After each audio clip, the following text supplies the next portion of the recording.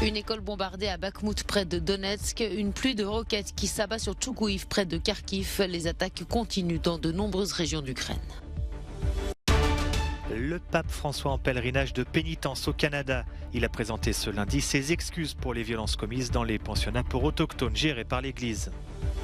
Elles ne peuvent pas travailler, doivent se couvrir le visage en public, n'ont pas accès à l'éducation. Nouvelle alerte de l'ONU sur la puissante dégradation des droits des femmes en Afghanistan. À 2 ans de l'ouverture des Jeux Olympiques de Paris, le gouvernement fait le point sur l'organisation. Un nouveau slogan et le calendrier des épreuves ont été révélés au public. Sur cette vidéo diffusée par la police ukrainienne, une école bombardée à Bakhmout, une ville de l'oblast de Donetsk. L'attaque a eu lieu dimanche matin et il n'y avait personne dans cet établissement, désormais en ruine. Selon la présidence ukrainienne, les bombardements continuent tout le long de la ligne de front dans la région de Donetsk. Si les Russes sont particulièrement actifs dans le district de Bakhmout, plusieurs villes, notamment Kramatorsk, subissent aussi d'intenses attaques. Bien qu'aucune offensive de grande envergure n'ait encore été lancée, des combats et des tirs d'obus sporadiques ont eu lieu dans diverses zones. Ces images publiées par le ministère russe de la Défense montrent le déploiement d'une partie du matériel militaire de l'armée du Kremlin déployé en Ukraine. Dans la région de Kharkiv, dans le nord-est de l'Ukraine, une douzaine de roquettes se sont abattues sur la ville de Tchoukouiv tôt lundi matin.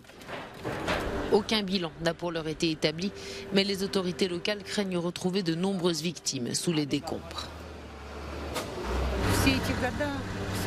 Toutes ces années, notre communauté, les habitants ont créé et construit des conditions de vie confortables. Et maintenant, l'ennemi détruit tout cela, tue des enfants, des résidents paisibles. C'est vraiment très difficile à décrire. Alors que dimanche, la guerre est entrée dans son 6e mois, Kharkiv, deuxième plus grande ville d'Ukraine, est considérée comme l'une des prochaines cibles de Vladimir Poutine. Dans cette zone, les militaires ukrainiens sont en alerte permanente. Le président tunisien Kais Saied a voté ce lundi, comme ses compatriotes, sur une nouvelle constitution à laquelle plus de 90% des électeurs ayant participé au scrutin auraient dit oui, selon les premiers sondages à la sortie des bureaux de vote. Dans un pays où l'abstention est traditionnellement forte, ce référendum a recueilli plus de participation que prévu, avec le vote de près de 28% des 9 millions d'inscrits, annonce des résultats encore provisoires. Nous allons construire une nouvelle république fondée sur la vraie liberté, la vraie justice et la dignité nationale. Il n'y a pas de dignité pour les nations sans le respect de la dignité de leurs citoyens. Ces mots de Kais Saied, tout juste après qu'il a voté, ont suscité la colère dans les rangs des principaux partis d'opposition, dont le mouvement d'inspiration islamiste Ennahda. Ce dernier dénonçant une déclaration pouvant orienter le vote et représentant une fraude au référendum. Mais nombre de Tunisiens, eux, se disent optimistes et confiants dans l'action du président Saied pour impulser de réels changements. J'ai attendu cette occasion de voter depuis longtemps. J'espère que cela apportera de bonnes choses pour le peuple tunisien et le pays. J'ai voté oui pour Kais Saied, pour qu'il puisse faire le ménage. Les opposants au président tunisien voient les choses sous un angle bien différent. Ils accusent Kais Saied de vouloir instaurer une dictature. La nouvelle loi fondamentale instaurant un régime ultra-présidentiel en rupture avec le système parlementaire en place. Un texte taillé sur mesure, argumente l'opposition, toujours vent debout depuis que Kais Saied s'est emparé de tous les pouvoirs il y a un an et dirige depuis par décret la Tunisie.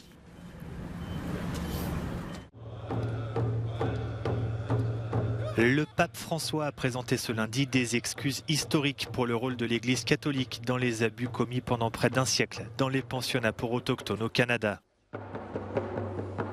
Lors de sa deuxième apparition dans une tournée de 5 jours, il a dirigé ses prières à l'église du Sacré-Cœur des Premiers Peuples, la première paroisse nationale pour les peuples autochtones.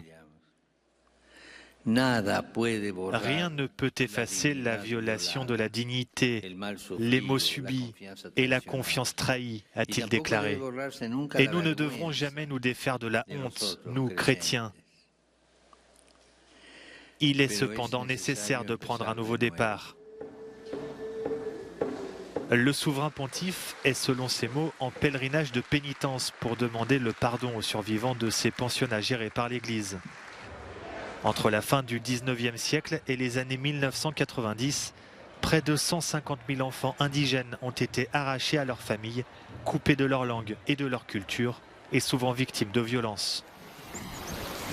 Le pape a également visité le cimetière où de nombreux enfants ayant fréquenté l'école d'Ermine sont désormais enterrés. Au total, plus de 6 000 enfants sont morts dans le système des pensionnats.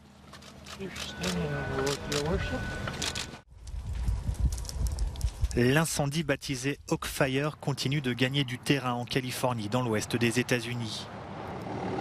Le feu de forêt qui s'est déclaré vendredi près du célèbre parc national de Yosemite avait déjà parcouru près de 7000 hectares de végétation ce lundi soir.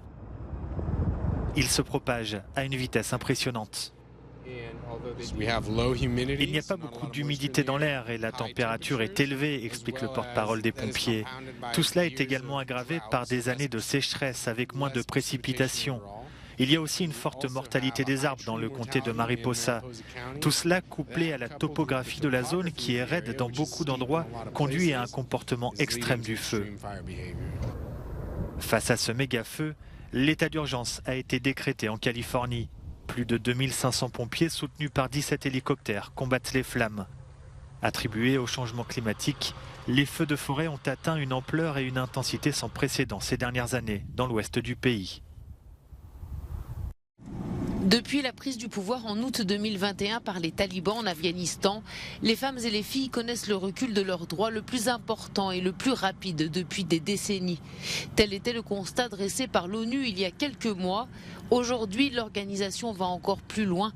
Selon elle, les progrès en matière d'égalité des sexes et de droits des femmes ont été littéralement balayés dans le pays.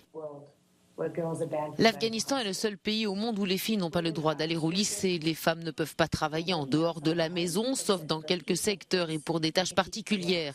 Il n'y a pas de femmes ministres, ni même de ministère à la condition féminine, ce qui supprime de fait le droit des femmes à la participation à la vie politique. Depuis des mois, l'ONU exhorte les talibans à changer de cap et à supprimer les restrictions à la liberté de mouvement des femmes afghanes, à ouvrir des écoles secondaires pour les filles et à garantir un enseignement de qualité sans discrimination. Les talibans avaient promis d'aller dans ce sens, ils ont finalement fait volte-face. Les femmes sont obligées d'être accompagnées d'un chaperon masculin lorsqu'elles voyagent sur plus de 78 km. Elles doivent aussi se couvrir le visage en public. Toutes combinées, ces restrictions limitent la capacité des femmes à gagner leur vie, à accéder aux services de santé et à l'éducation, à échapper aux situations de violence et à exercer leurs droits.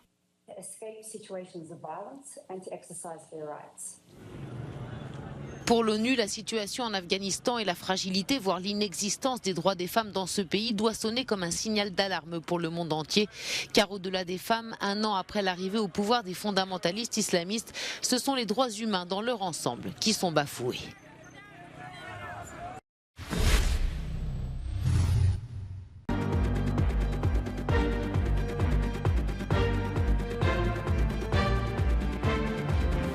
Le compte à rebours est lancé plus que 2 ans avant l'ouverture des Jeux Olympiques à Paris.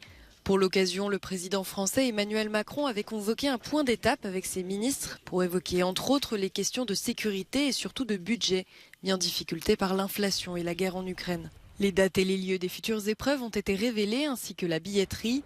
Au total, 13 millions de billets seront mis en vente, 10 pour les JO et 3 pour les Jeux paralympiques. Et le comité d'organisation le promet, la moitié d'entre eux seront vendus pour moins de 50 €. C'est vraiment l'ambition d'avoir une billetterie accessible au plus grand nombre pour que les stades soient pleins et qu'on puisse aller vivre ces émotions et encourager les équipes de France. Un nouveau slogan a été dévoilé, « Ouvrons grand les Jeux », pour mettre en avant la volonté d'ouverture des Jeux de 2024, avec l'inclusion de nouveaux sports comme le breaking et le skateboard, et un effort fait d'après les organisateurs sur l'égalité homme-femme dans les épreuves.